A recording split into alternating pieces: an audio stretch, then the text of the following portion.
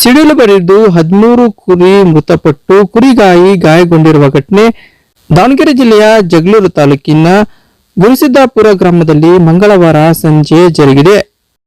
ನೆನ್ನೆ ಸಂಜೆ ಸಿಡಿಲು ಗಾಳಿ ಸಹಿತ ಮಳೆಯಾಗಿದ್ದು ಗ್ರಾಮದ ಅಳ್ಳಪ್ಪ ಎಂಬುವರಿಗೆ ಸೇರಿದ 13 ಕುರಿಗಳು ಸಿಡಿಲು ಹೊಡೆತಕ್ಕೆ ಬಲಿಯಾಗಿವೆ. ಮಳೆ ಬರುತ್ತಿದ್ದರಿಂದ ಕುರಿಗಾಹಿ 22 ವರ್ಷದ ಸುನೀಲ್ ಜಮೀನೊಂದರ ಶೆಡ್ ಬಳಿ ನಿಂತಿದ್ದ. ಶೆಡ್ ಗೋಡೆ ಕುಸಿತದಿಂದ ಆತನ ಕಾಲು ಮುರಿದಿದ್ದು ಹೊಸಪೇಟೆ ಆಸ್ಪತ್ರೆಗೆ ದಾಖಲಿಸಲಾಗಿದೆ. ಇನ್ನು ಘಟನಾ ಸ್ಥಳಕ್ಕೆ ಗ್ರಾಮದ ಆಡಳಿತ ಅಧಿಕಾರಿ ಜಯಕುಮಾರ್ ಭೇಟಿ ನೀಡಿ ಪರಿಶೀಲನೆ ನಡೆಸಿದ್ರು.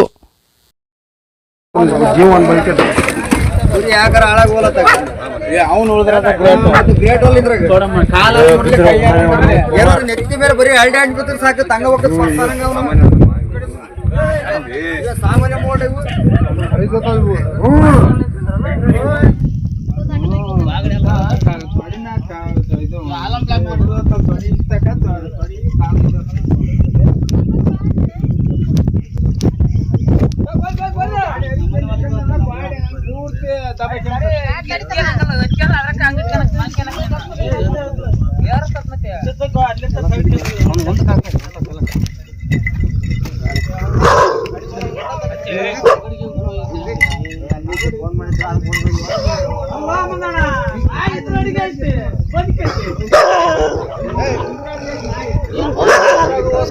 ಕೊಡೋದು ಕುರಿಯಾಕಲ್ಲನ ಆ ಕಡೆ ಅವ್ರಿಗೆ